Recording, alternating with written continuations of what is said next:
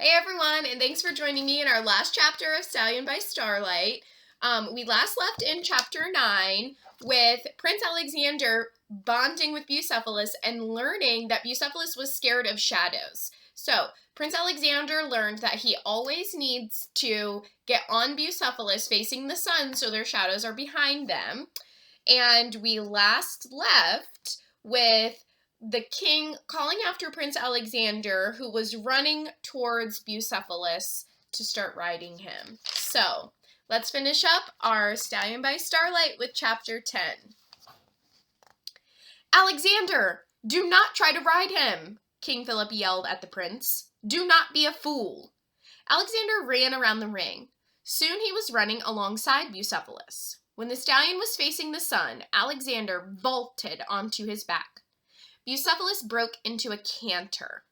Horse and boy moved together perfectly around and around the riding ring. The king's companions clapped and cheered. Jack, Annie, and Aristotle joined them. King Philip stared in amazement. The prince raised his right arm in the air. He looked over at Jack and Annie and shouted with victory. Laughing, they both gave him a thumbs up. You're great too, buddy, Annie shouted. The horse neighed. The king himself then broke into applause. He was smiling with pride at Alexander. How amazing, said Aristotle. That horse will have the highest place of honor as the prince's horse now. Cool, said Jack. He sighed and then looked at Annie. Are you ready to go home? Ready, she said with a grin. Must you leave now? Said Aristotle. I know King Philip plans to invite you to stay in the royal house. Will you not stay and help me educate Alexander? No, we have to go back to our parents, said Annie. Pretty soon we'll start missing them. Don't worry, Jack said. You'll do a good job with Alexander. All the world will say that someday. Just get him to work on the idea of humility, said Annie. Humility? Asked the philosopher. Yes, said Jack. Tell him that one of the secrets of greatness is humility. He is great enough that he can afford to have humility. Even if only you and he and Bucephalus know it, added Annie. I'll remember, said the philosopher. Thanks for all your help, said Jack. Tell Alexander goodbye for us, please, said Annie. Jack and Annie stepped away from the fence and headed toward the hill path. They crunched over the pebbles down to the square. Then they started down to the main road away from town. They passed the field where the warriors were still marching. They passed the shepherd, the sheep, the goat herder, the goats, and the farmer plowing with the ox. They passed the rocky meadows dotted with cows until they came to the olive grove. They were about to head between the trees when they heard galloping behind them. They turned and saw Prince Alexander thundering toward them on the back of Bucephalus. Clouds of dust billowed behind the horse. Jack and Annie, Alexander cried. He brought Bucephalus to a halt. The stallion shook out his mane, then dipped his head and whinnied. Jack and Annie rubbed his muzzle. Hey, you, said Jack. It's good to see you again. The prince was out of breath. You did not say goodbye, he said. Sorry, said Jack. We have to get home now, said Annie. You did a great job, said Jack. You really did, said Annie. You and Bucephalus were made for each other. My father thinks so too, said Alexander, smiling broadly. After he saw me ride today, he said, My son, you had better find a larger kingdom because mine will not be big enough for you. Oh, brother, Jack said, so much for humility. Surprisingly, Alexander laughed. Thank you for everything you did for me, he said. You're welcome, said Annie. Have a good life with Bucephalus. I will. Jack and Annie, you make me want to travel all over the world with him, said Alexander. You make me want to know about all things, like koala bears and kangaroos. That's great, said Annie. You make me want to surround myself with thinkers and scientists and travelers, said Annie. Cool, said Jack. You make me want to sing my song to the 4 quarters of the earth, shouted Alexander. Jack smiled. Do that. Go sing your song, he said. I will. Farewell, my friends, said the prince. We are going back to inspect my army now.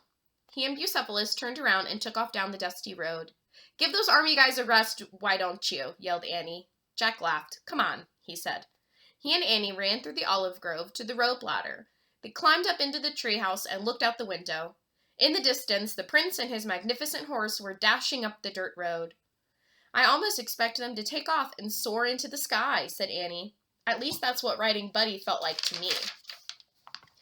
Jack's heart was heavy as they watched Alexander and Bucephalus disappear into a cloud of dust lit by the morning sun. "Goodbye, Buddy," he said. "Bye, Buddy," Annie echoed. Jack laughed. "Well, the good news is Buddy will have a place of honor in life." "And Alexander will have a friend for life," said Annie. Jack picked up their Pennsylvania book from the corner of the treehouse. He pointed to a picture of the Frog Creek woods. "I wish we could go home."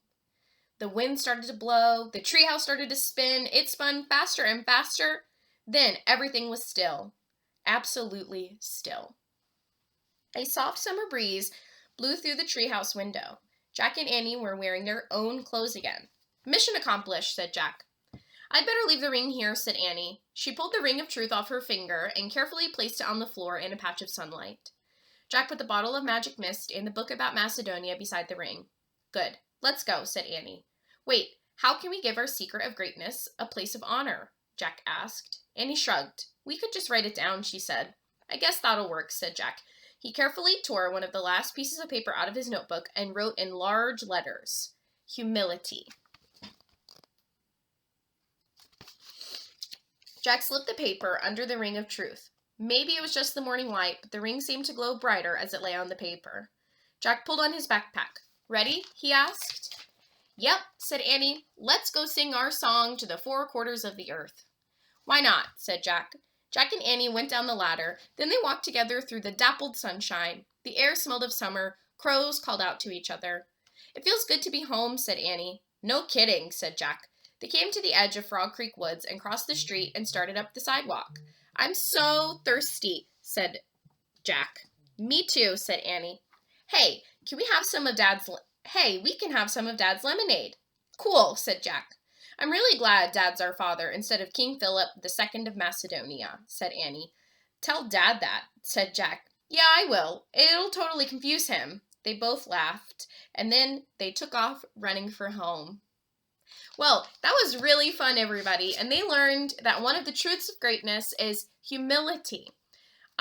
So I will start a new book later this week, so look out for that. And thanks for joining me for all 10 chapters of A Stallion by Starlight.